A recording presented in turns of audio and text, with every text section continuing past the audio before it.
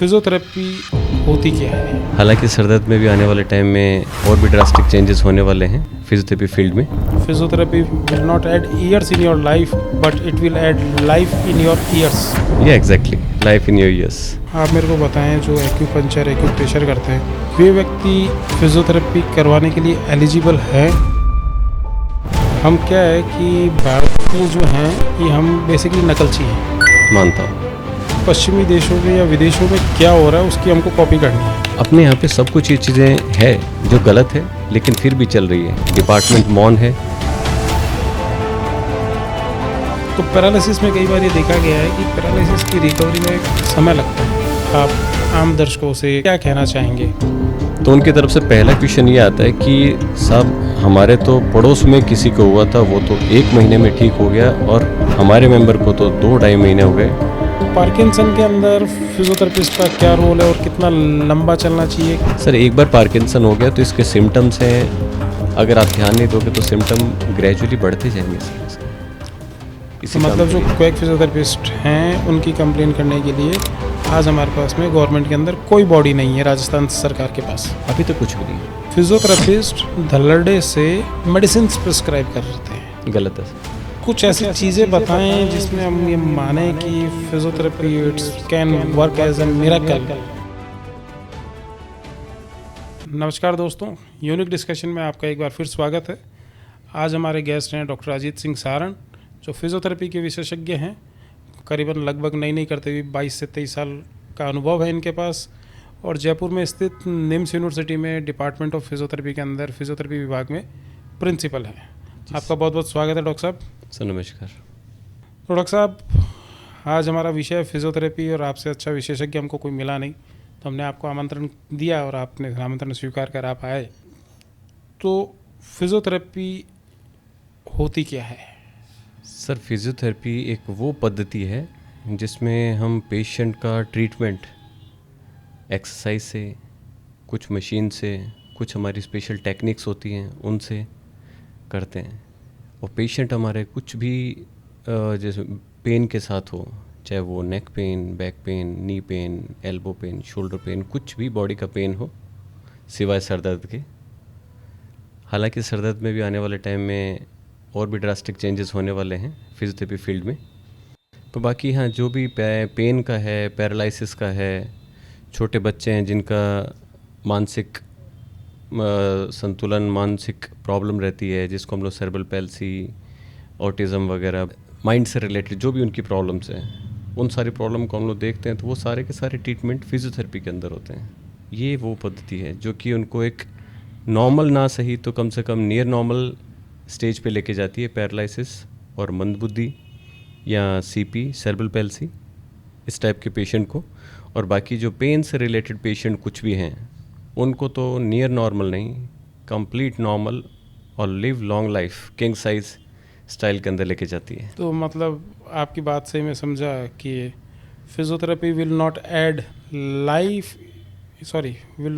Years in your life but it will add life in your years. Yeah exactly, life in your years, quality of life sir. मतलब वही चीज़ है कि अगर मान लीजिए कोई बुज़ुर्ग है, वो अपने घुटनों के दर्द से परेशान है, बड़ी तकलीफ़ में आना जाना तकलीफ़, उठना बैठना चलना फिरना परेशान रहता है, जी, और उसको अगर इस चीज़ से काफ़ी लाभ होता है तो उसको तो ऐसा ही लगता है कि यार अपने तो वापस रिवर्ट बैक हो गए। सही बात है। तो वो चीज़ तो मानी सर। तो मेरे को एक बार बताएंगे कितने साल का कोर्स है, इसमें एडमिशन्स वगैरह कैसे क्या होंगे? एडमिशन के अभी इसके जो क्राइटेरिया चल रहे हैं वो 2 क्राइटेरिया चल रहे हैं। कुछ ये स्टेट ऐसे हैं जो कि नीट के थ्रू इसमें एडमिशन ले रहे हैं, जैसे महाराष्ट्र, और 2025 से दिल्ली के अंदर भी इसके एडमिशन नीट के थ्रू होंगे। और बाकी सारे स्टेट के अंदर इसके एडमिशन डायरेक्ट हैं, चाहे वो गवर्नमेंट यूनिवर्सिटी है तो उनका गवर्नमेंट यूनिवर्सिटी का एग्ज़ामिनेशन रहेगा, या प्राइवेट यूनिवर्सिटी है तो प्राइवेट यूनिवर्सिटी का एग्ज़ामिनेशन रहेगा। उसी के थ्रू ये लोग एडमिशन लेते हैं। और कोर्स का जो ड्यूरेशन है वो 4.5 साल का है, जिसमें ग्रेजुएशन है, 2 साल का पोस्ट ग्रेजुएशन है। और अगर कोई इंटरेस्टेड है पीएचडी लेवल तक जाने के लिए तो वो रेगुलर में 3 साल, पार्ट टाइम में 4 साल, और मैक्सिमम 6 साल के अंदर अंदर पीएचडी होनी चाहिए। ओके, मतलब पीएचडी अपनी थीसिस सबमिशन करा के वाइवा क्लियर कर ले। बिल्कुल बिल्कुल। अगर मैंने कई जगह देखा सर, आप मानेंगे acupuncture and physiotherapy centre, yoga and physiotherapy centre. जी। तो आप मेरे को बताएं, जो एक्यूपंक्चर एक्यूप्रेशर करते हैं या फिर जो खाली योगा क्लासेस चलाते हैं, वे व्यक्ति फिजियोथेरेपी करवाने के लिए एलिजिबल है या नहीं? सर देखिए, जिसका काम उसी को साझे वाली स्टोरी है। पहली चीज़ तो ये कहूँगा कि जो जिसका काम है वो अपना काम करे। आज अगर आपको अपने शर्ट में एक बटन लगाना आ गया तो आप दर्जी नहीं कहला सकते, और दर्जी का काम आप नहीं कर सकते। तो वही चीज़ है, एक्यूपंक्चर के साथ में अगर कोई फिजियोथेरेपी का काम कर रहा है, या योगा के साथ में कोई फिजियोथेरेपी का काम कर रहा है, या फिजियोथेरेपी के साथ में योगा का काम कर रहा है, तो वो चीज़ एथिकली तो गलत है। आपने जो अपनी स्टडी की है, जिसमें आपने अपनी मास्टर की है, तो एटलीस्ट आपकी जो मास्टरी है वो आप उसी फील्ड में निभाएं तो वो ज़्यादा बेहतर रहेगी। आप एक्यूपंक्चर के साथ में योगा कर रहे हैं, रीज़न बताऊंगा मैं इसका क्यों ये चल रहा है। बाकी ये कि आप उसके अंदर अपना 100% कभी नहीं दे पाएंगे। जिसको एक सेइंग में बोला जाता है कि you are jack of all and master of none. मतलब आप हर चीज़ के अंदर अपना ट्राई करेंगे, लेकिन आप अपना जो महारथी जिसके अंदर बोलें कि मैं इसमें महारथी हूँ, फिर लास्ट में जाके आप किसी के अंदर महारथी नहीं बचते। तो ये चीज़ें हैं, और इसका होने के पीछे रीज़न ये है कि फिजियोथेरेपी हो, चाहे योगा हो, नेचुरोपैथी हो, इन सभी के अंदर सभी मतलब पूरी दुनिया ये चीज़ जानती है कि आपको इंस्टेंटली ऐसा कुछ ना कुछ नुकसान नहीं होने वाला। हम लोग कुछ भी इसी चीज़ के अंदर मैं कहूँगा कि दूसरा पार्ट ये कि इमरजेंसी के अंदर रोल नहीं है, और जब इमरजेंसी आपकी डिस्टर्ब नहीं हो रही है तो डेफिनेटली आप सोचोगे कि ठीक है, इसमें क्या बिगड़ेगा, इसके साथ ये भी सही। यहाँ मैं आपको अपडेट करता हूँ डॉक्टर साहब जी। हम क्या है कि भारतीय जो हैं ये हम बेसिकली नकलची हैं, मानता हूँ। है ना, कि पश्चिमी देशों में या विदेशों में क्या हो रहा है उसकी हमको कॉपी करनी है। जी। ठीक है, अभी जैसे आपने बात बताई कि इमरजेंसी में फिजियोथेरेपी का भारतवर्ष के अंदर इस वक्त रोल नहीं है। जी। या मान लीजिए किसी भी मल्टी स्पेशलिटी हॉस्पिटल जहाँ पे इमरजेंसीज हैंडल की जाती है, वहाँ पे फिजियोथेरेपिस्ट की पोस्ट इमरजेंसी डिपार्टमेंट में नहीं है। जी।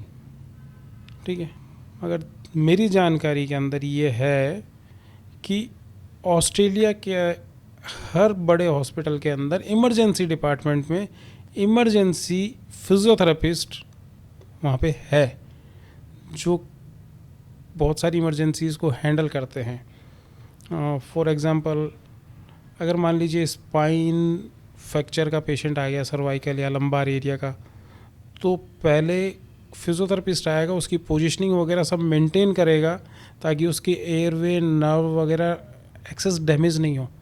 जो सर एक्सीडेंट में डैमेज हो गए वो तो हो गए, अब उसको उठाने बिठाने लिटाने करने में, या उसको इमरजेंसी के अंदर आया कि ठीक है इमरजेंसी में इसकी सीटी स्कैन करनी है, एमआरआई करनी है, तो इस bed to stretcher, stretcher to CT scan, MRI platform पे शिफ्ट करना, ये और इन सारे प्रोसेस के बीच के अंदर मरीज को कहीं ना कहीं बड़ा नुकसान होने की पूरी संभावना रहती है।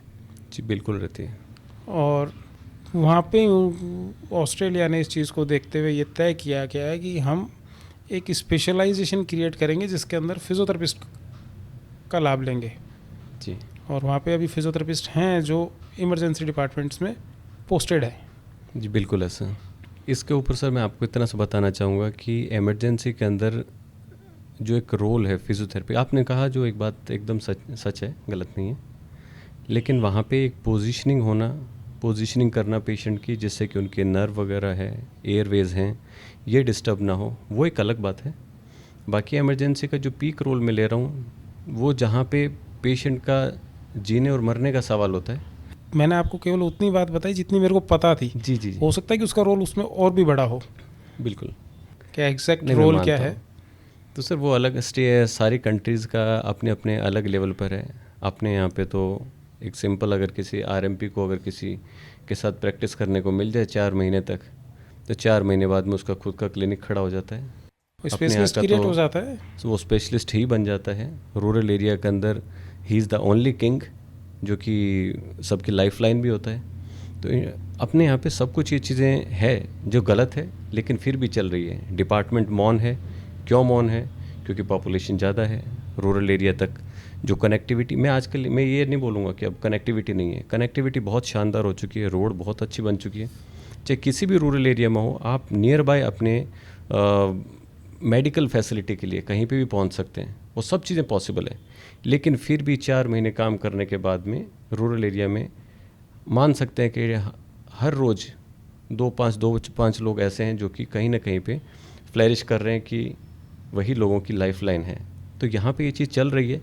बाकी ऑस्ट्रेलिया वाला आपकी बात ठीक है कि वहाँ पे इमरजेंसी के अंदर रोल है, तो डेफिनेटली कुछ ना कुछ, लेकिन उनका भी एक लिमिटेशंस होगी, उनका दायरा होगा कि इस दायरे से बाहर वो लोग नहीं देखेंगे। और वो हर एक फ्रेटर्निटी के लिए वो अपने दायरे और उनका जो मापदंड है वो रखते हैं सर। मतलब जो आपने शुरू में बात बोली, जिसका काम जिसका है और उसी को साजे। सही बात है। तो इमरजेंसी के अंदर जिसका जो रोल है वो अपने अपने रोल ही प्ले करते हैं, एक दूसरे के बीच में टांग नहीं घुसाते हैं। नहीं, कोई टांग नहीं घुसाएगा। फिजियोथेरेपी को लेकर आपका आज हमारे जयपुर शहर में क्या स्कोप दिखता है आपको? क्या कमियां क्या है जिनके ऊपर आप बात करना चाहेंगे? तो कमियां तो बहुत हैं। जब घर मेरा है तो मेरे घर की कमियां मैं तो अच्छे से जानता हूँ। तो कमियां अगर बताना चाहूँ तो ये है कि जो चीज़ें हमारी नहीं हैं वो भी हमारी होती जा रही हैं।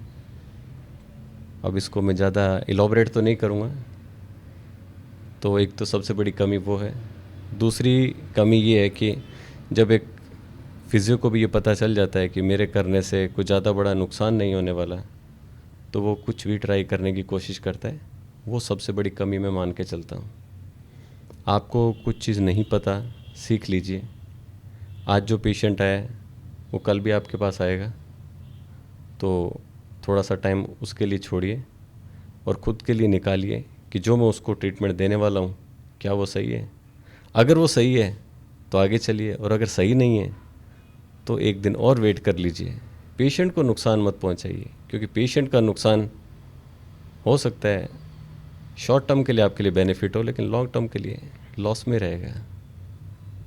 तो जैसे आपने अभी स्टार्टिंग में बताया था कि फिजियोथेरेपी के अंदर 4.5 साल का बैचलर्स होता है, उसके बाद में पीजी होती है। तो हमारे राजस्थान के अंदर पीजी जो है वो कौन कौन से डिपार्टमेंट में उपलब्ध है और उनकी अलग अलग विशेषताएं क्या है? जी सर, पीजी फिजियोथेरेपी के अंदर कई स्पेशलिटी के अंदर होती है।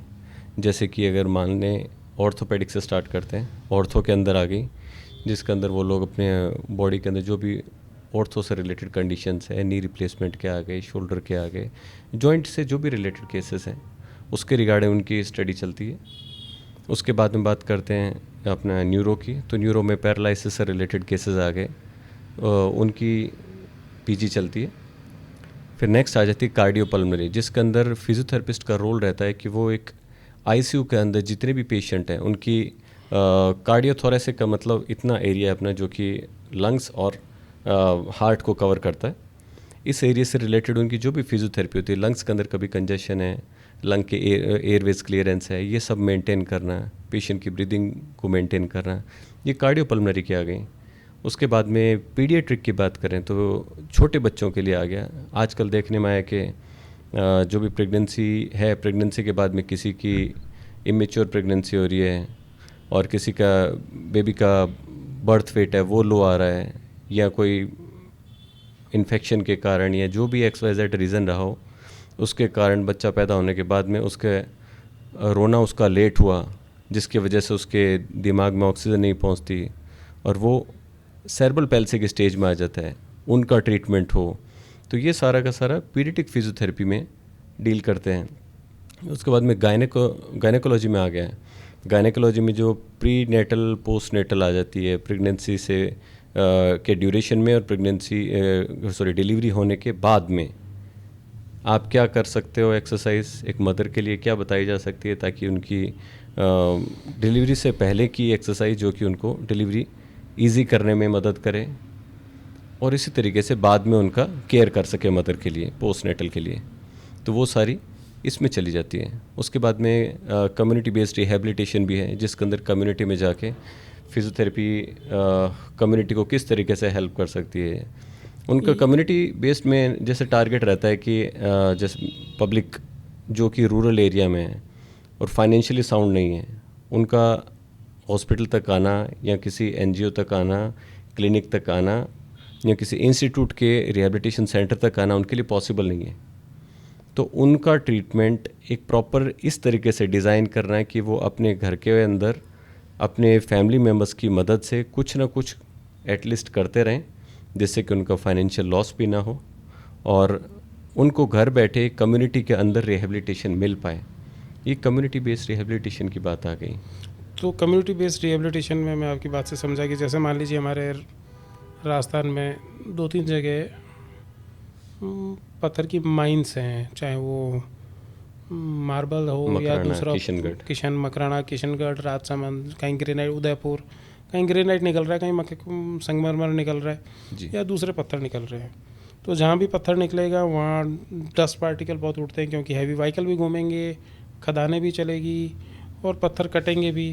तो एनवायरनमेंट में जो पत्थर के पोलन्स हैं, या जब खेतों में कटाई हो रही है तब बसंत के टाइम में हम देखते हैं कि ये छोटे छोटे चैंपा जी सरसों के फूलों से निकल के, तो वो या फिर वो कटाई होती है फसलों की, या जब कटाई के बाद में धान निकल रहा होता है तो बहुत बारीक बारीक पार्टिकल्स, चाहे पत्थर के मानो चाहे पेड़ पौधों के मानो, तो वो लंग्स के अंदर काफ़ी इफ़ेक्ट डालते हैं। बिल्कुल सर। तो कम्युनिटी बेस्ड रिहेबिलिटेशन में मैं आपकी बात से समझा कि हम एक ग्रुप में जाते हैं और वहाँ पे एक बड़े ग्रुप को हम ये समझाने की कोशिश करते हैं कि ये प्रोफेशनल जो आपके हैज़ार्ड्स हैं जी तो उनसे आप या तो कैसे बचें, या अगर आपको वो कोई प्रॉब्लम हो रही है तो उसको कैसे शॉर्ट आउट करें। Right sir. इसमें ये रहता है सर, कम्युनिटी के अंदर गए जाने के बाद में उनको जो भी डूज एंड डोंट हैं रिगार्डिंग उनका जो भी इन्वायरमेंट है, जैसे आपने बताया कि माइनिंग्स है, माइनिंग में जो डस्ट उड़ती है वो इतनी बारीक है जितना आप लोग घर में अपने टेलकम पाउडर यूज़ करते हैं, आटा तो उससे बहुत मोटा रह गया, लेकिन जो टेलकम पाउडर यूज़ कर रहे हैं उसके बराबर के पार्टिकल्स होते हैं जो कि इन्हेलिंग, जैसे ही हम लोग एयर को इन्हेल करते हैं, अंदर ले सांस अंदर खींचते हैं और बाहर छोड़ते हैं, तो वो अंदर जाते हैं, जमते हैं, तो वो आगे जाके कहीं ना कहीं पे लाइफ के अंदर ये चीज़ डिस्टर्ब करेंगे। तो उन सभी की जो केयरिंग है वो एक कम्युनिटी के अंदर जाके कम्युनिटी मेंबर्स की केयर करना, ये सारा कम्युनिटी बेस्ड रिहेबिलिटेशन में आ जाता है सर। तो ये कम्युनिटी बेस्ड रिहेबिलिटेशन एक प्रकार से फिजियोथेरेपिस्टों के द्वारा किया गया सोशल वर्क भी माना जा सकता है, क्योंकि आपने पहले कहा था कि जो फाइनेंशियली साउंड नहीं है, क्योंकि जो फाइनेंशियली साउंड है वो तो कहीं पे भी आके ट्रीटमेंट करवाएगा अपना। बिल्कुल सही बात है। कुछ पार्ट तक मान सकते हैं कि सोशल वर्क है कि direct indirect revert to society. बिल्कुल सर, बिल्कुल कुछ पार्ट तक तो मान सकते हैं कि सोसाइटी को ही हम लोग कुछ दे रहे हैं और होना भी चाहिए। तो इन सारी चीज़ों को देखते हुए अगला क्वेश्चन मेरा ये था कि कुछ हम पर्टिकुलर टॉपिक्स पे बात कर सकते हैं जी।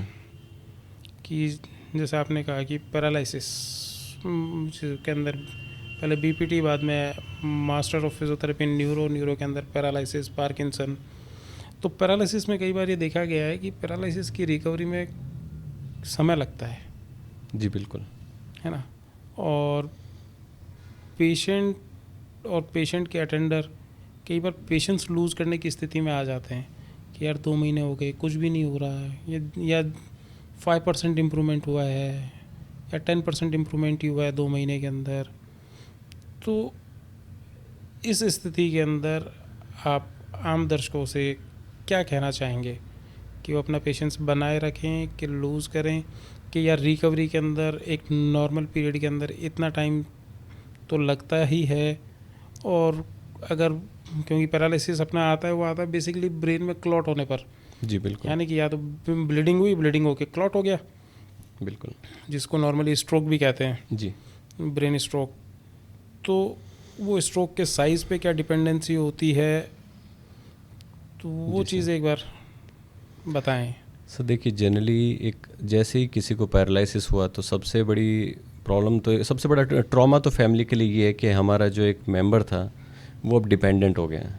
और स्पेशली वो ट्रॉमा तब एकदम अपने एक्सट्रीम पे चला जाता है जब पता चलता है कि वो फैमिली का सबसे बड़ा अर्निंग मेंबर था क्योंकि उसके बाद में फाइनेंशियली एक्सपेंडिचर बढ़ जाते हैं और फाइनेंशियली क्राइसिस स्टार्ट होते हैं। और मीन टाइम जब अभी हम लोग ये देखते हैं कि सामने वाला जिसको जो पैरालाइज्ड है, एक वो फ्रस्ट्रेट है, प्लस उसके ऊपर केयर टेकर्स हैं, फैमिली मेम्बर्स हैं, वो भी दुखी होते हैं। तो उनकी तरफ से पहला क्वेश्चन ये आता है कि साहब हमारे तो पड़ोस में किसी को हुआ था, वो तो 1 महीने में ठीक हो गया और हमारे मेंबर को तो 2-2.5 महीने हो गए, टाइम ज़्यादा लग रहा है, ऐसा कारण क्यों है? कई बार उनका आता है कि क्या हम फिज़ियोथेरेपी के लिए से और कहीं लेके जाएं। तो मेरा बोलना सिर्फ इतना सा है कि पेशेंस आपको रखना पड़ेगा। पेशेंस छोड़ने के साथ ही बहुत सारी चीज़ें छूट जाएंगी और बेहतर ये है कि आप थोड़ा सा अपना धैर्य रखो। चीज़ें कंट्रोल में आने में समय लेती है। और रही बात इसका कि हमारे पड़ोस में उसका जल्दी ठीक हो गया और हमारे केस के अंदर ज़्यादा टाइम लग रहा है, तो उनका मैं एक एग्जांपल देता हूँ बहुत छोटा सा। आप 3 गिलास लीजिए, जिसमें एक में बालू मिट्टी, एक में चिकनी मिट्टी, एक में दोमट मिट्टी डालिए और तीनों के अंदर जस्ट 10-10 ml पानी डालिए। मिट्टी को ऊपर समतल करके 10-10 ml पानी डालिए। आप देखोगे कि जैसे ही बालू मिट्टी है, बालू मिट्टी के अंदर पानी जैसे ऊपर गया, जाते ही नीचे चला गया।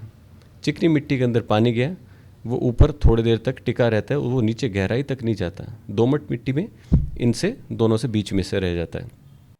तो वैसे ही चाहे पैरालिसिस किसी का भी हो, लेकिन जो ब्रेन के अंदर कितना डैमेज है, कितना गहराई तक है, कितना ब्रेन का कौन सा पार्ट डैमेज हुआ है, वो सारा मैटर अलग होता है।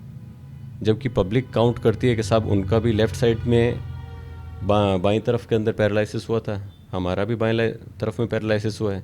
उनका 1 महीने में हो गया, हमारा 2.5-3 महीने हो गया, अभी तक नहीं ठीक हो पा रहा है। तो ऐसा नहीं है, हर एक चीज़ की कितनी गहराई तक डैमेज हुआ है। तो जिसे हम लोग बोलते हैं डेप्थ ऑफ इंजरी और एक्सटेंट ऑफ इंजरी, तो वो कितना डैमेज हुआ है वो आपको नहीं पता। तो इसलिए कई बार टाइम ज़्यादा भी लगता है, कई बार टाइम कम लगता है। प्लस इसके साथ एक चीज़ और ऐड ऑन करना चाहूँगा कि ऐसा नहीं है कि अगर फिजियोथेरेपिस्ट आपको 1 घंटे देख रहा है तो आप सारा का सारा मान के चलो कि 1 घंटे को हम लोग 3 घंटे कर दें, तो ऐसा नहीं। पेशेंट की एग्जॉस्ट होने की भी एक लिमिट है, पेशेंट भी थकता है। तो फिजियोथेरेपी को डबल करने की बजाय आप कुछ ना कुछ प्रोटोकॉल फिजियोथेरेपी जो भी करवा रहा है आपके पेशेंट की, उनसे पूछ के आप अपने घर पे भी फिजियोथेरेपी का कुछ पार्ट है जो कि पेशेंट को कैसे पोजीशन करना है, पेशेंट के हाथ पैर को कैसे रखना है, वो कुछ बारीकियां आप उनसे एटलीस्ट पूछ सकते हो, जिसे हम लोग बोलते हैं होम मैनेजमेंट। और अगर आपका होम मैनेजमेंट आप अपने अच्छे से कर लेते हो तो मैं बोलना चाहूँगा कि ball is in your court. क्योंकि फिजियोथेरेपी करने वाला आपके घर पे घर पे या आप किसी सेंटर पे जा रहे हैं तो 1 घंटे के लिए आपके साथ होगा, 2 घंटे के लिए साथ होगा। तो 24 घंटे में 2 घंटे भी अगर आप दे रहे हैं तो पीछे बचे 22 घंटे, तो 22 घंटे आपके पास हैं। तो मेहनत तो आपको भी करनी पड़ेगी।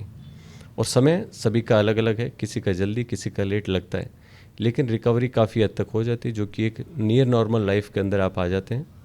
100% ना सही तो एटलीस्ट इस स्टेज में आ जाएंगे कि आपका जो भी डेली का काम है, जिसे हम लोग बोलते हैं activity of daily living, daily का जो भी आपका उठना बैठना नहाना धोना सब कुछ, कपड़े पहनना उतारना, ये सारी की सारी चीज़ें करने लायक आप हो जाते हो। तो मुद्दे की बात ये हुई कि आपने जैसा समझाया, तो उसमें नटशेल बात मेरे ख्याल से ये निकल के आई है कि फिजियोथेरेपिस्ट आपको 1 घंटे आके आपको गाइड करता है। गाइड और ट्रीटमेंट दोनों ही करेगा। मतलब ट्रीटमेंट तो कर ही रहा है जी, मगर वो आपको गाइड करके जाता है कि अगले 23 घंटे तक आपको क्या करना है। जी, जिसे हम लोग होम मैनेजमेंट कहते हैं, होम प्लान कहते हैं। तो मतलब कि उस जो फिजियोथेरेपी पर्टिकुलर स्पेशलाइज्ड वर्क जो है वो तो फिजियोथेरेपिस्ट खुद करके जा ही रहा है जी, और उसके बाद में जो बेसिक मूवमेंट या बेसिक पैटर्न ऑफ मूवमेंट या एक्सरसाइज जो हैं कि how to handle the patient. अब जैसे मान लीजिए फिजियोथेरेपिस्ट आया तो उन्होंने स्टैंडिंग करवाई। जी, अब standing is a common job, तो अब फिर आपको पेशेंट को भी लगता है यार मैं बाथरूम में जाके फ्रेश हो गया हूँ इंस्पाइट ऑफ बेड, तो बेड पे फ्रेश होने में कंफर्टेबल फील नहीं करता है कोई भी। तो बाथरूम में जाके ताकि मेरा पेट प्रॉपर साफ़ हो, तो कोई फीड भी अगर मैं लूँ तो एक प्रॉपर आए, मोटिवेशन भी आता है पेशेंट, मोटिवेशन भी आता है, एक इंटरनल आता है कि हाँ ठीक है, मैं चाहे 2 जनों के सपोर्ट से चल के जा रहा हूँ तो मैं चल रहा हूँ। जी बिल्कुल। तो वो चीज़ें हमको फिजियोथेरेपिस्ट से फैमिली मेम्बर्स को सीखनी चाहिए how to make him set, how to make him stand, ताकि जो साइड वीक है उस जगह कोई दूसरे जॉइंट्स वगैरह पे एक्सेस प्रेशर आके जॉइंट्स के सॉफ्ट टिश्यूज़ डैमेज नहीं हो। बिल्कुल। नॉर्मली अगर मान लीजिए कि मैं आपकी बात से समझा कि लेफ़्ट साइड वीकनेस है और किसी ने लेफ़्ट साइड से ही पकड़ के यूँ खींच के उठा दिया, तो हो सकता है कि शोल्डर लूज़ हो जाए, हो सकता है कि सर। शोल्डर डिसलोकेट भी हो जाए। बिल्कुल सर। तो वो सारी चीज़ें हमको फिजियोथेरेपिस्ट से सीखनी चाहिए। बिल्कुल सर। क्या कि घर में बिठा के अगर भोजन भी कराना है तो बिठा के कराएं, जी। तो कैसे हम उसको सपोर्ट करके बिठाएं, ये है।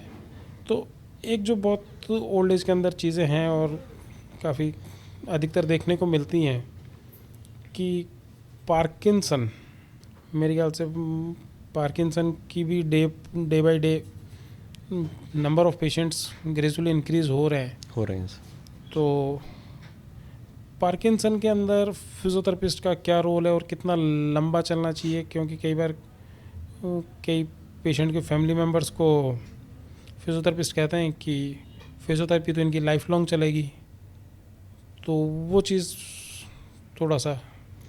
सर पार्किंसन क्या है कि आपकी बॉडी आपका साथ देती है, लेकिन इस तरीके से देती है कि आपका कुछ भी एक्टिविटी करने के लिए आपको पेशेंट को खुद को ही एक अंदर डर रहता है कि मैं गिर ना जाऊं, कुछ ना हो। हाथ हैं, हाथ शिवरिंग करते रहेंगे, बॉडी आगे झुक जाएगी। तो ये सारे के सारे कई सिम्टम्स हैं इसके पार्किंसनिज्म के। लेकिन हाँ, इतना ज़रूर है कि पेशेंट की ट्रीटमेंट है इसमें लंबा ज़रूर चलता है, लेकिन ये कि आप इसके ट्रीटमेंट को कुछ चरणों में चला सकते हैं। जैसे कि फॉर एग्ज़ाम्पल आपने 4 महीने चलाया, 2-3-4 महीने छोड़ दीजिए, फिर आप अपने घर पे ट्रीटमेंट का जो भी आपने सीखा है, पेशेंट को सिखाया है, तो वो आप घर पे चलाइए। उसके 3 to 4 मंथ के बाद में वापस आप स्टार्ट कर सकते हैं, क्योंकि पार्किंसन का ट्रीटमेंट नो डाउट ये लंबा चलता है। और जैसे जैसे ये चीज़ चलती जाएगी, पेशेंट के अंदर भी कॉन्फिडेंस आता जाएगा कि ये एक्टिविटी मैं कर सकता हूँ। और मेन टाइम उसका जो भी मेडिकेशन चल रही होगी उनसे भी सपोर्ट है, जो भी इनका डोपामाइन का लेवल है वो मेंटेन रहेगा, करेगा। तो एक्सरसाइज है वो आपको चलानी तो पड़ेगी लंबी, इसके लंबे टाइम का है। जैसे कि सेरेब्रल पैल्सी का मैंने बताया था, वैसे ही पार्किंसनिज्म का है कि इसका भी ट्रीटमेंट लंबा चलता है। तो मतलब ये प्रोग्रेसिव डिजीज जैसे सेरेब्रल पैल्सी, तो जहाँ तक मैं समझता हूँ ये it's a non progressive cerebral palsy non progressive है। And Parkinson. सर एक बार पार्किंसन हो गया तो इसके सिम्टम्स हैं, अगर आप ध्यान नहीं दोगे तो सिम्टम ग्रेजुअली बढ़ते जाएंगे सर इसके एज के साथ में। क्योंकि इसकी एक एजिंग भी फैक्टर आ जाएगा इसमें। जब पार्किंसन डेवलप होगा उसके बाद में इसकी एजिंग का भी फैक्टर आएगा। एज के साथ में जनरली अगर कोई इंसान हेल्दी है तो भी उसकी बॉडी वीक होती है। तो पार्किंसन में तो पार्किंसन प्लस एजिंग 2 फैक्टर जब साथ मिल गए तो चीज़ तो प्रोग्रेस होती जाएगी। मतलब एक तो नीम ऊपर से, एक तो करेला ऊपर से नीम चढ़ा। एक नीम चढ़ा, बिल्कुल सर। तो मतलब एक तो पार्किंसन यंग एज में आता नहीं है, ओल्ड एज में आता है, और जी। Day by day age improve कर रही होती है तो बॉडी वैसे भी कंपेरेटिवली वीक हो रही होती है। बिल्कुल सर। और पार्किंसन उसको फिर और एकदम दबाने की कोशिश करता है। बिल्कुल करेगा सर कुछ ऐसी चीज़ें बताएं जिसमें हम ये माने कि physiotherapy it's can work as a miracle.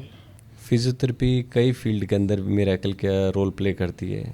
जैसे मैं आपको बताऊं कि आप अपना डिस्क प्रोलैप्स की बात करते हैं हम लोग। जैसे कि डिस्क प्रोलैप्स है 4 स्टेज में होती है, ग्रेड 1, 2, 3, 4 के अंदर तो डिस्क टूट के ही अलग हो गई, जिसके अंदर फिजियोथेरेपी का रोल कुछ भी नहीं है, लेकिन सर्जरी के बाद बहुत कुछ है। और बाकी रही 2 स्टेज, फर्स्ट और सेकंड स्टेज, जिसमें फिजियोथेरेपी का रोल बहुत अच्छा है, काफ़ी हद तक रिकवर हो जाता है पेशेंट। हाँ, लाइफ लॉन्ग फिर बाद में कुछ ना कुछ प्रिकॉशन तो आपको लेने पड़ेंगे। और प्रिकॉशन तो अगर आप देखें तो आज अगर आपके डिस्क की प्रॉब्लम नहीं है और उसके बाद भी अगर आप प्रिकॉशन नहीं लेते हैं तो चांसेस है आपको भी डेवलप हो जाए, मुझे भी डेवलप हो जाए। तो ग्रेड 1 और ग्रेड 2 के अंदर तो फिजियोथेरेपी का बहुत अच्छा रोल रहता है। ग्रेड 3 के अंदर 50-50 है। अगर पेशेंट रिकवर कर गया तो अच्छी बात है, अदरवाइज़ हो सकता है पेशेंट फ्यूचर में सर्जरी के लिए जाना पड़ेगा पेशेंट को। अब वो जो भी सर्जरी जहाँ पे भी करवाए, लेकिन उसके बाद में पोस्ट सर्जरी भी फिजियोथेरेपी का रोल तो है। पहली चीज़ तो ये कि इसमें काफ़ी अच्छा रोल आ गया।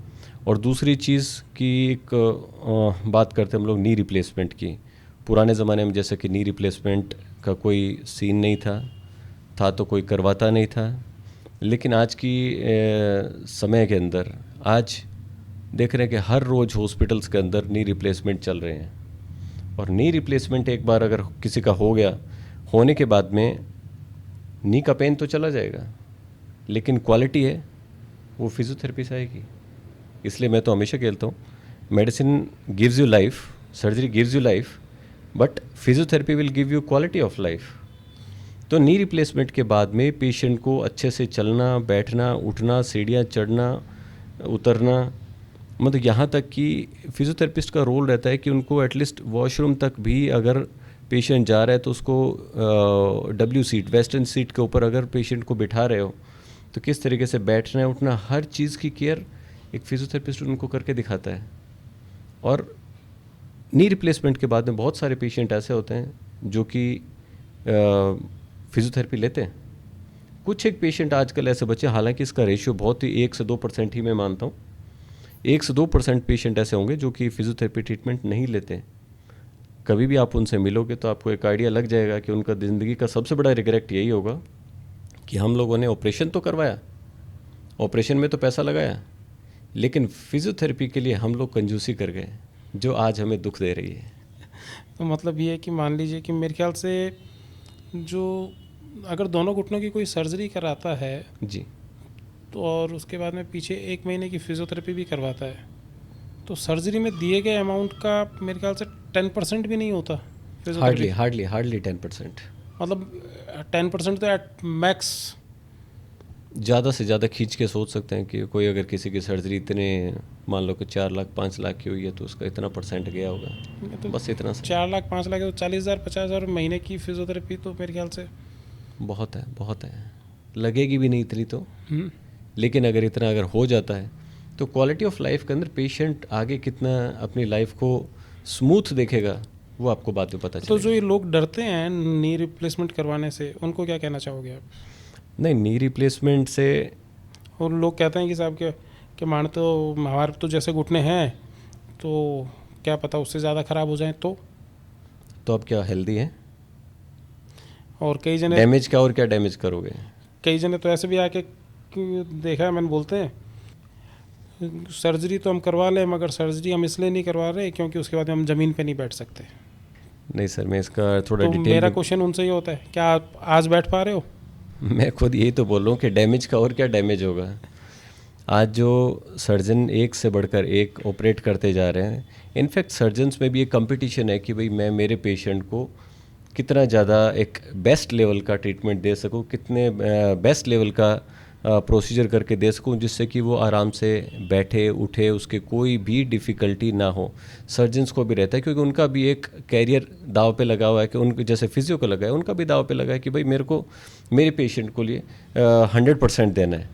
और एक बार अगर किसी का नी रिप्लेसमेंट होता है तो ये चीज़ मान के चलिए कि एक थोड़े से टाइम का पेन ज़रूर है, लेकिन वो पेन भी आपकी पेन किलर से सबसाइड हो जाता है, जो कि आपको सर्जरी के बाद में जो भी आपका डिस्चार्ज कार्ड में दी जाती है। लेकिन उसके बाद में जो आपकी लाइफ है वो बहुत ही कंफर्टेबल होने वाली है।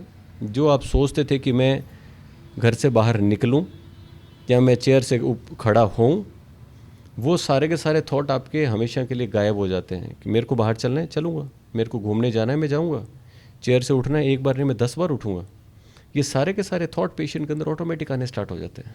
वो तो एक सिंपल सी बात है ना, जब अगर उठने या चलने के लिए पेशेंट अगर सोच रहा है तो वो इसीलिए सोच रहा है कि यार उठूँगा चलूँगा तो मैं तकलीफ़ आएगी, दर्द होगा, 4 कदम जाऊँगा।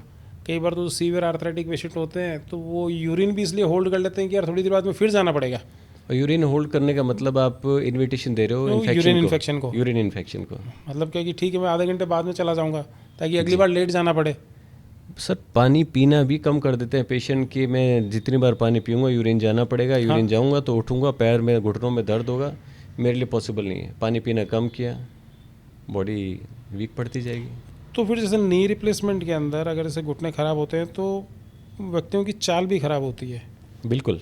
तो उससे क्या पैरों का अलाइनमेंट बिगड़ने के कारण क्या कमर पे भी कोई फ़र्क आता है? बिल्कुल आता है, क्योंकि जब इसकी घुटनों की अगर पोजीशन देखते हैं, जैसे कि अपने दोनों घुटने अगर फ़िलहाल ऐसे हैं और अगर किसी नी रिप्लेसमेंट के पास जो पेशेंट जा रहा है तो उनके घुटनों को आप देखोगे तो मोस्टली वो लोग ऐसे मुड़े हुए होते हैं बाहर की तरफ।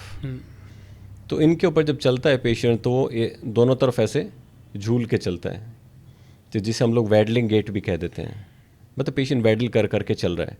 और जब इस पोजीशन में चलता है तो इस दोनों के ऊपर ही स्पाइन है, वो जो स्पाइन का मूवमेंट होगा, स्पाइन क्या है, एक अपने जैसे गले में पहनने वाली चैन के जैसे है, इसकी एक कड़ी को हिलाओगे तो दूसरी कड़ी हिलेगी। तो जब आप वैडलिंग करके दोनों तरफ इधर से उधर चलोगे तो अल्टीमेटली स्पाइन के अंदर भी पेन आना स्टार्ट हो जाता है। तो और जब स्पाइन में पेन आएगा तो फिर पेशेंट जनरली ये कहेगा पहले पेन घुटनों से स्टार्ट हुआ, अब मेरी कमर तक पहुंच गया। तो मतलब वो जो स्पाइन के जो जॉइंट हैं तो वो आपस में फिर वो रगड़ खाते हैं? बिल्कुल खाएंगे, रगड़ खाएंगे। रगड़ खाने से मतलब कि वापस उनकी बायोमैकेनिक्स है वो चेंज होगी, बायोमैकेनिक्स चेंज होगी, उनकी मसल्स है, मसल्स का ऑड मूवमेंट हो रहे हैं, ऑड मूवमेंट हो रहे हैं, उसकी वजह से उनका पेन स्टार्ट होगा। अल्टीमेटली स्पाइन को भी आगे इनवाइट कर रहे हो आप डैमेज होने के लिए। तो मतलब घुटनों का समय रहते हुए उपचार करा लें ताकि आपकी कमर बच जाए। बिल्कुल, नहीं तो फिर आपको दोनों का उपचार कराना पड़ेगा। बिल्कुल पड़ेगा। मतलब फिर कमर के उपचार में क्या सर्जरी आएगी कि संभावना होती है कि सर्जरी ही हो, या वैसे भी मैनेज हो जाती है? नहीं सर, अगर कमर का अगर नॉर्मल ही एक ऐसी कंडीशन है जिससे कि अगर उनका कोई डैमेज नहीं हुआ है, चाहे डिस्क का चाहे बोन का, तो वो तो नॉर्मल फिजियोथेरेपी से भी ठीक होती है। ऐसा कुछ नहीं, ज़्यादा अगर से वो ज़्यादा डैमेज बड़ा है तो फिर हाँ, हमको 8 सर्जरी। से 10 दिन का ट्रीटमेंट चलता है फिजियोथेरेपी का, उससे ठीक हो जाती है। अगर डैमेज बढ़ चुका है तो डेफिनेटली कुछ न कुछ मेडिकल या सर्जिकल इंटरवेंशन होगा, वो उसके लिए जाना पड़ेगा पेशेंट को।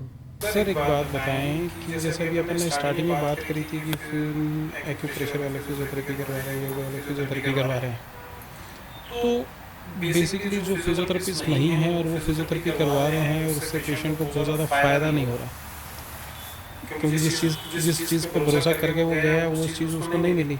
जी जी। अगर मान लो कि मैं बाज़ार में गया और मैंने कहा कि साहब मेरे को 24 कैरेट या 22 कैरेट गोल्ड की चेन चाहिए, या मेरे को 16 कैरेट या 18 कैरेट ही मिल रही है और पेमेंट मैं कर रहा हूँ 24 कैरेट का, जी जी। तो ये तो एक प्रकार से ये गड़बड़ है, गलत है, नाइंसाफ़ी। नाइंसाफ़ी, मेरे साथ अन्याय होगा। जी जी। अगर मैं 22 कैरेट के पैसे दे कि मैं 16 कैरेट का माल लेके आऊँगा तो इसी प्रकार से आपने कहा कि ठीक है उनको फिजियोथेरेपी प्रॉपर नहीं आती, मगर उन्होंने कहीं कहीं से कुछ सीखा है और वो प्रैक्टिस कर रहे हैं, तो we can call them as a quack physiotherapist.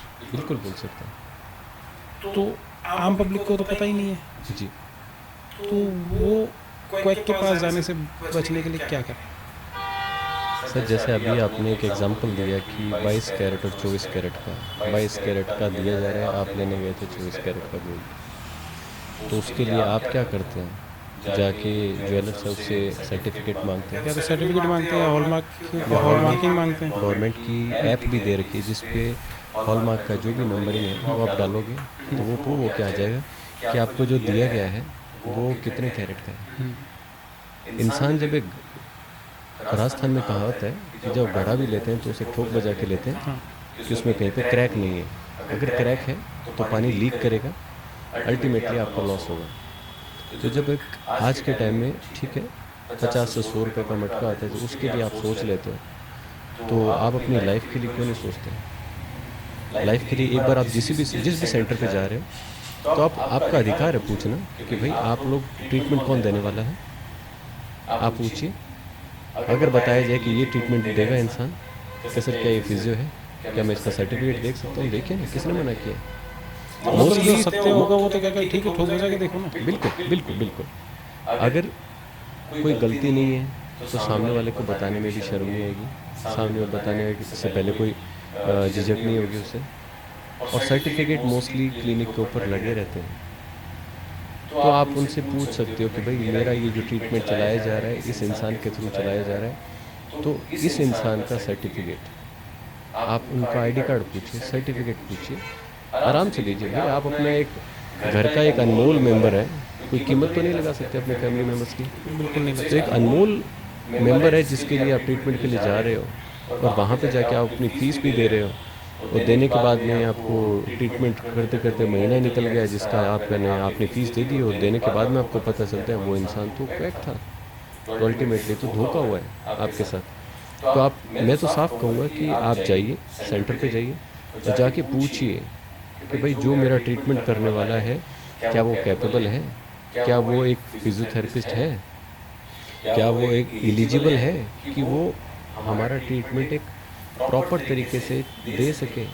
तो फिर इसमें एक चीज़ और देखने में आई है कि जैसे मान लीजिए कि हम्म, एक क्लिनिक है, जी उसमें एक सीनियर फिजियोथेरेपिस्ट है, जी कंसल्टेशन करते हैं और वो अपने सबऑर्डिनेट या जूनियर्स को कहते हैं कि सर ये मैंने ट्रीटमेंट डिसाइड किया, आप ये ट्रीटमेंट इनको दे दो। जी तो क्या पेशेंट जो ठीक है कंसल्टेशन किया फिजियोथेरेपिस्ट के साथ, उन्होंने ट्रीटमेंट भी लिखवाया और अब वो ट्रीटमेंट जो उनको एक्चुअली डिलीवर करने वाला व्यक्ति है जी वो कोई भी हो सकता है कि अगर जैसे मान लीजिए कि आपकी क्लिनिक है, आप डॉक्टर साहब हो, आपने 15-20 दिन किसी को सिखाया कि देखो ये मशीन ऐसे चलती है, ये मशीन ऐसे चलती है, मैं ये लिख के दूंगा तो इसमें ऐसे डोज स्टार्ट होती है, काइंड ऑफ आपने अपना एक असिस्टेंट या टेक्नीशियन डेवलप कर लिया। नहीं सर, वो क्वैक, मैं उसे क्वैक ही कहूँगा। आपने किसी को गाइड कर दिया। अगर एक जो भी जिसका भी क्लिनिक है अपने अंडर में, अगर जिसको भी ट्रीटमेंट के लिए अपॉइंट कर रहे हैं पेशेंट के लिए, वो अगर फिजियो है तो बात समझ में आती है। अगर फिजियो नहीं है by profession, by qualification, by qualification, तो डेफिनेटली मैं यही कहूँगा कि ट्रीटमेंट को वहीं से ही आपको अवॉइड करना चाहिए कि नहीं, हम लोग ट्रीटमेंट नहीं करवाएंगे। जब तक हमारा ट्रीटमेंट एक फिजियो नहीं करेगा हम लोग नहीं करवाएंगे। आपके ऊपर कोई ज़बरदस्ती थोड़ा ना कर सकता है कि आप अपना ट्रीटमेंट जो हम बोलेंगे वैसे ही करवाइए। नो, कोई भी हो आपके ऊपर अब बाउंडेशन नहीं है। आप अपना, आपका राइट है, आप जाके पूछिए भाई मेरे को ट्रीटमेंट लेना है, मेरे को फीस पे करनी है, तो मेरा ट्रीटमेंट कौन देगा वो बताइए। और अगर जब तक पेशेंट सेटिस्फाइड नहीं है, पेशेंट का मेंटली सेटिस्फेक्शन नहीं है, तब तक आप कुछ भी ट्रीटमेंट दो, चाहे आपका ट्रीटमेंट किसी भी डायरेक्शन में जा रहा है, अल्टीमेटली रिजल्ट आपके ज़ीरो होते जाएंगे। अच्छा अगर मान लीजिए कि कोई पेशेंट है वो किसी क्लिनिक पे गया, अब दो प्रोबेबिलिटी अपन बनाते हैं।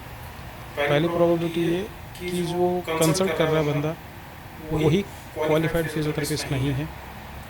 दूसरी प्रोबेबिलिटी ये बनाते हैं कि जो कंसल्ट कर रहा है वो तो क्वालिफाइड फिजियोथेरेपिस्ट है बट जो ट्रीटमेंट डिलीवर कर रहा है पेशेंट को वो क्वालिफाइड नहीं है, होना चाहिए। है ना। दो प्रोबेबिलिटी बनाई तो ठीक है। अब पेशेंट जो है उसके पास में दो ऑप्शन आए।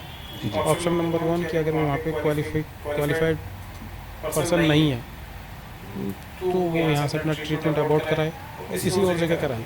जी बिल्कुल।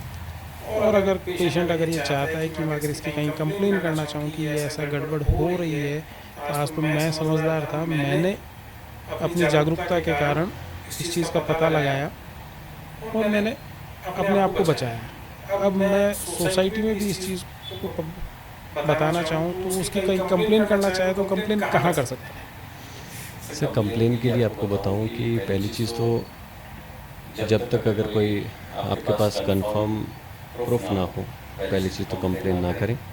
और अगर कंप्लेन करनी है तो आगे आने वाले समय के अंदर एक पोर्टल आ रहा है, national commission for allied and health care professionals, जिसे शॉर्ट में कहेंगे NCAHP।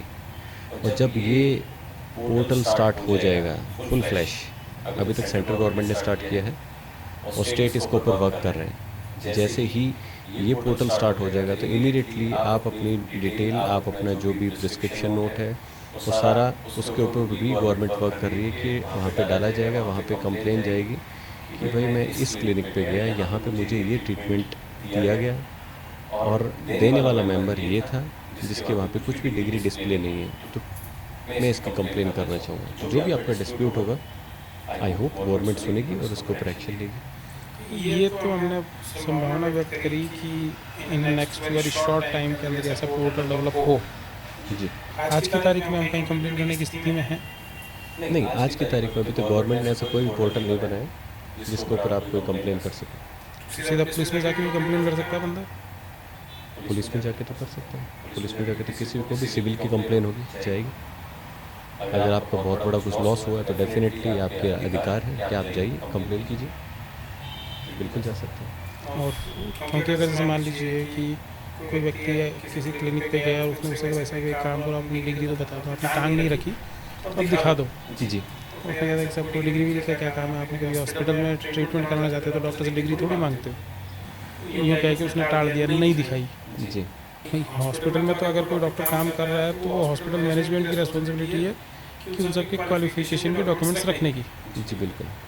तो वहाँ पे डॉक्टर से तो मांगना थोड़ा सा अनुचित हो जाता है, मगर आप मैनेजमेंट ब्लॉक में जाके मांग सकते हैं। बिल्कुल मांग सकते हैं सर, वहाँ पे जो मैनेजमेंट का एडमिन ब्लॉक है उसमें जाके हॉस्पिटल में मांग सकते हैं। और बाकी आपने देखा होगा कि जितने भी कुछ कॉर्पोरेट हॉस्पिटल हैं, सेमी कॉर्पोरेट हॉस्पिटल हैं, उनके अंदर जो एक पैनल लगा होता है कि पैनल ऑफ डॉक्टर्स, तो पैनल ऑफ डॉक्टर्स को वो पैनल किसने लगाया है? हॉस्पिटल ऑनर ने। एडमिन का उसके अंदर फुल सपोर्ट है कि मैं ये चीज़ लगा रहा हूँ। तो वो जब वहाँ पे लगाया गया तो एक तरीके से वही वो ऑथेंटिसिटी है यहाँ पे जो एडमिनिस्ट्रेशन की डॉक्टर तरफ है। से कि ये डॉक्टर क्वालिफाइड है जो आपको ट्रीटमेंट दे रहा है। हाँ, अब अगर वो वहाँ पे अगर वो चीज़ जो हुआ गलत हुआ है तो फिर डेफिनेटली आपके पास पुलिस भी है, आपके पास कोर्ट भी है, सारे के सारे जुडिशरी इसी काम मतलब के जो लिए। क्वैक फिजियोथेरेपिस्ट हैं उनकी कंप्लेन करने के लिए आज हमारे पास में गवर्नमेंट के अंदर कोई बॉडी नहीं है राजस्थान सरकार के पास। अभी तो कुछ भी नहीं है, अभी तो कुछ भी नहीं है। जो प्राइवेट में है उनके लिए बात कर रहा हूँ, गवर्नमेंट में है तो डेफिनेटली गवर्नमेंट में उनको जो भी CMHO आता है। CMHO लेवल तक जा सकते हैं आप, जो भी हॉस्पिटल इंचार्ज है वहाँ तक जा सकते हैं। एक मोटा मोटा और क्वेश्चन पूछना चाहूँगा मैं। प्रैक्टिस में देखा गया है नॉर्मल जयपुर शहर के अंदर, मैं जयपुर से बिलोंग करता हूँ तो जयपुर शहर की बात बता सकता हूँ कि फिजियोथेरेपिस्ट धल्लड़े से मेडिसिन प्रिस्क्राइब करते हैं। गलत है, क्या वो उस चीज़ के लिए ऑथराइज है? नो गलत है। मेडिसिन का राइट हमारे पास नहीं है, आप नहीं दे सकते। लेकिन आजकल एक जो कन्फ्यूजन है कि ठीक है मेडिसिन है और एक फूड सप्लीमेंट है। हाँ, फूड सप्लीमेंट पे मैं बोलना चाहूँगा कि food supplement is not a medicine. चाहे वो टैबलेट फॉर्म में आ रहा है वो मेडिसिन नहीं है। अच्छा, तो मतलब अगर कोई कैल्शियम दे रहा है, अब दो चीज़ें, एक तो कैल्शियम ब्रांड फार्मा कंपनी के अंडर रजिस्टर्ड है, एक कैल्शियम ब्रांड FSSAI के अंडर रजिस्टर्ड है, तो अब इसमें से कौन सी मेडिसिन है और कौन सा सप्लीमेंट है?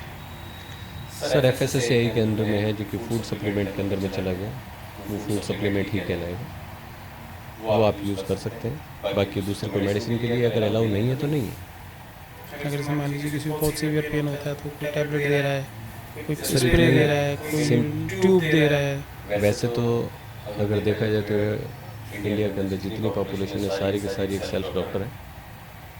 सभी जानते हैं कि अगर मेरे को हेडेक है तो मेरे को सेरेडोन लेनी है, मेरे को अगर हेडेक है तो डिस्प्रिन भी लेनी है, बुखार हो गया तो क्रोसिन लेनी है। ये सारी की सारी चीज़ सब लोग जानते हैं इतना तो। और पेन हो गया तो कोई फ्लेक्सोन ले रहा है, कोई कुछ ले रहा है, जो भी उनके सूटेबल है टैबलेट वो सभी लोग अपने अपने घर में रखते हैं। ऐसा कोई नहीं है जिसके घर के अंदर कुछ टैबलेट ना हो। और छोटी मोटी प्रॉब्लम आए तो वो हर एक चीज़ के लिए हॉस्पिटल चले जाएं, ऐसा कोई भी नहीं होगा। एक हाईली एजुकेटेड और इलिटरेट सभी को पता है। चाहे कोई ये पहचान रहा है कि ग्रीन कलर वाली टैबलेट है वो पेन के लिए है, येलो कलर वाली बुखार के लिए है, वो इलिटरेट की बात कर रहा हूँ मैं। और जो हाईली एजुकेटेड है वो उनको नाम और सॉल्ट वगैरह नाम सब से पता पता है। और रही बात आगे नॉलेज की, तो नॉलेज जो हाईली एजुकेटेड है उनके पास तो नॉलेज की कमी नहीं है, क्योंकि मोबाइल है। मोबाइल पे आज जाके आप देखोगे जैसे कि मेडिकल की सबसे बड़ी बुक है सिम्स, उस बुक को इंसाइक्लोपीडिया बोला जाता है मेडिसिन के लिए। अगर कोई मेडिसिन मार्केट से आउट की जाती है, बैन की जाती है, तो उस बुक के अंदर आ जाती है। और अगर कोई मेडिसिन नहीं आके इंट्रोड्यूस की जाती है तो उस बुक के अंदर ऐड की जाती है। तो वो बुक हर साल जब भी उनका पर्टिकुलर टेन्योर है उसके अंदर वो प्रिंट होती है, और वो बुक नई से नई मेडिसिन का अपडेट देती रहती है। और उसकी जो भी मेडिसिन से रिलेटेड जो भी उसके लिटरेचर है वो सब उसके अंदर ऐड करके देती है कि भाई ये क्या क्या मेडिसिन मार्केट में आ रही है। तो ये नॉलेज पब्लिक आजकल सारा रखती है। लेकिन हाँ, एक आप अपने बोल रहे हो कि ठीक है being a physio you can prescribe, तो straightforward no, you can not. बाकी सेल्फ मेडिकेशन जो लेना चाहता है उसको तो सेल्फ लेने चाहो आप किसी को कुछ नहीं रोक रोक नहीं सकते। सकते। आज आप अपने घर पे क्या कर रहे हो मैं आपको फोर्स नहीं कर सकता। आप टैबलेट ले रहे हो नहीं ले रहे हो, आपने टैबलेट लेने के बाद भी आपका अगर फीवर डाउन नहीं होता है तो क्या करोगे? ज़्यादा से ज़्यादा 1-2 बार टैबलेट और लोगे, उसके बाद भी क्या करोगे? अल्टीमेटली किसी न किसी हॉस्पिटल में जाओगे। और जब जाओगे तो वहाँ से आपसे पूछा जाएगा कि आपने कोई टैबलेट ली, तो आप क्या कहोगे? सर मैंने टैबलेट ली थी लेकिन फ़र्क नहीं पड़ा इसलिए आया हूँ। तो सेल्फ के लिए कोई किसी को कुछ नहीं बोल सकता, लेकिन प्रिस्क्राइब नहीं कर सकते। मतलब क्वेश्चन था वो ऑथराइजेशन है और नहीं है? नहीं है नहीं, we are not authorised. Medicine लिखने के लिए। नो। आने वाली पीढ़ी अगर फिजियोथेरेपी कोर्स को एज अ कैरियर चूज करना चाहे तो उनके लिए आपके पास में क्या गाइडेंस है? सो मैं आपको बात बताना चाहूँगा कि जो हमारी जनरेशन ने जो मेडिकल से रिलेटेड जो भी स्टडी की थी, या फर्स्ट टाइम हम लोग ह्यूमन बॉडी के अंदर जो भी पढ़ने लगे थे, जो हम लोगों ने 12th में जाके सीखा था, वो आज CBSE ने 5th 6th क्लास के अंदर ऐड ऑन कर दिया। आज एक 9th क्लास का बच्चा है, 6th क्लास का बच्चा है, ये ब्रेन के पार्ट्स वगैरह, बॉडी के पार्ट्स वगैरह, इन सभी के बारे में डिटेल में पढ़ रहे हैं। तो अगर यही बच्चे अगर फ्यूचर के अंदर अगर इस प्रोफेशन के अंदर आते हैं तो उनका नॉलेज बॉडी से रिलेटेड नॉलेज तो उनका पहले से ही है। उसके बाद में अगर वो लोग फिजियो के प्रोफेशन में आते हैं तो मेरा विश्वास है कि वो फिजियोथेरेपिस्ट जो आज के हैं उनसे वो काफ़ी ज़्यादा इंटेलिजेंट होंगे और काफ़ी ज़्यादा काबिल होंगे। तो आपका ये मानना है कि फिजियोथेरेपी जो एज ए प्रोफेशन यंगस्टर्स अगर चूज करना चाहें तो उनके लिए काफ़ी बहुत ब्राइट गोल्डन फ्यूचर है, अपॉर्चुनिटी है? बहुत गोल्डन अपॉर्चुनिटी है, बहुत गोल्डन। कई बार ये माना जाता है कि हर फील्ड का अपना एक सेचुरेशन होता है, बिल्कुल। तो फिजियोथेरेपी अभी अपनी सेचुरेशन की और है या अभी बहुत पीछे है सेचुरेशन से? नहीं नहीं, अभी तो सेचुरेशन बहुत दूर है, सेचुरेशन बहुत दूर है। अभी सेचुरेशन दूर है। मैं ये मानता हूँ कि जिस वक्त आपने फिजियोथेरेपी में एडमिशन लिया होगा तो उस वक्त तो लोगों को ये बताना भी पड़ता होगा कि आपको पकड़ के कि फिजियोथेरेपी होती क्या है। बिल्कुल। हम लोगों ने इनफैक्ट ये सिर्फ जनरल पॉपुलेशन की बात नहीं बोलूँगा, इनफैक्ट मेडिकल प्रैक्टिशनर्स को भी हम लोगों ने बताया कि फिजियोथेरेपी का रोल यहाँ पर है, हम इस तरीके से फिजियोथेरेपी के अंदर हेल्प कर सकते हैं, इस पेशेंट के लिए हम लोग ये कर सकते हैं। तो काफ़ी तो हम लोगों ने मेडिकल प्रैक्टिशनर्स को भी बताया, पेशेंट को भी समझाया, पेशेंट का विश्वास लिया, उसके बाद में पेशेंट ने जो ट्रीटमेंट करने के लिए अलाउ किया, तब जाके कहीं पे ये चीज़ सामने आने लगी कि हाँ, इस फ्रेटर्निटी से हमें ये बेनिफिट मिल सकता है, तब पब्लिक ने एक्सेप्ट किया इस चीज़ को। तो ये जो आपने फेज देखा कि introduce yourself as a physiotherapist in society and medical fraternity, तो ये जो एक बहुत लंबा फेज रहा होगा आपकी लाइफ के अंदर, आपने जब कैरियर स्टार्ट किया होगा, बिल्कुल। ठीक है, तो अब जो आने वाले यंगस्टर्स है तो उनके लिए तो आपने ये एकदम रोड मैप क्रिएट हो ही गया है। अब रोड बनी हुई है तो गाड़ियाँ चलानी है आपको। और कौन कितना काम कर पाएगा ये उसकी काबिलियत पे निर्भर करता है। वो तो जितना आप उसके अंदर मेहनत करते जाओगे, जितना आप अपना प्रोफेशन को टाइम दोगे, उतने ही आप शाइन करोगे।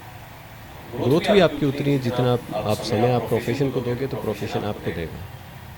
तो एक अब लास्ट आपकी तरफ से हमारे व्यूअर्स के लिए एडवाइस कि फिजियोथेरेपी क्यों करवाएं किसी भी प्रॉब्लम के लिए।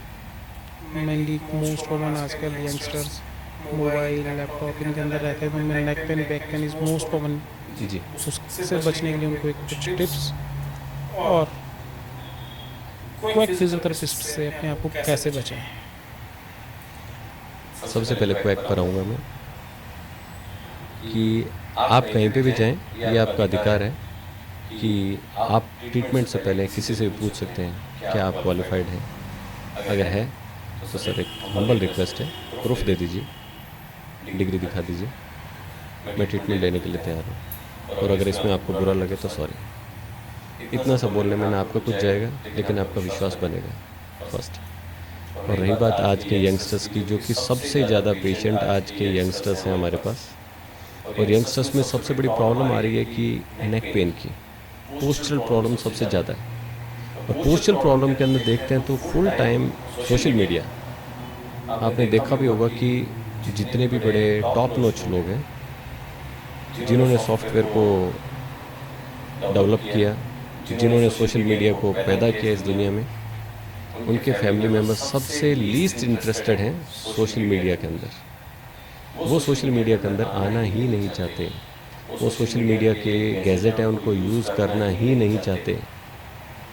तो मेरा भी आपको बोलना यही है कि आप जब भी गैजेट को यूज़ करें तो सिर्फ उतना यूज़ करें कि आप गिरफ्तार ना हो जाए ज़बरदस्ती। आपकी कस्टडी आपके हाथ में, आप अगर मोबाइल के अंदर अगर डूबते जा रहे हैं तो वो आपकी इच्छा है, लेकिन ये जो मोबाइल आपको या सोशल मीडिया के जो भी चैनल्स हैं, इंस्टाग्राम है, फेसबुक है, ट्विटर वगैरह जो भी है, इनमें जितना आप चाहेंगे कितना भी समय आप अपना बर्बाद कर सकते हैं। और इनमें जो आजकल जो रील का भी ट्रेंड चला है, रील बनाने वाला सही बना रहा है गलत बना रहा है आपको नहीं पता। तो हर चीज़ की ऑथेंटिसिटी आप चेक करो, उन पे विश्वास भी मत करो, और अपना समय जितना भी कम कर सकते हो सोशल मीडिया से कम करो।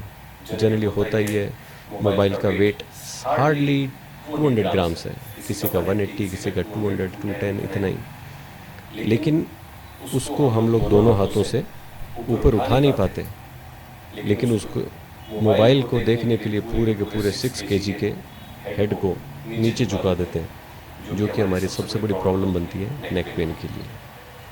तो सोशल मीडिया से दूर रहिए, और जितना हो सके मोबाइल का यूज़, सोशल मीडिया का यूज़ एटलीस्ट मोबाइल पे कम कर दीजिए। अगर आपके डेस्कटॉप पर है तो फिर भी समझ में आता है, क्योंकि एटलीस्ट आपका आई का कॉन्टैक्ट लेवल एक मेंटेन रहेगा।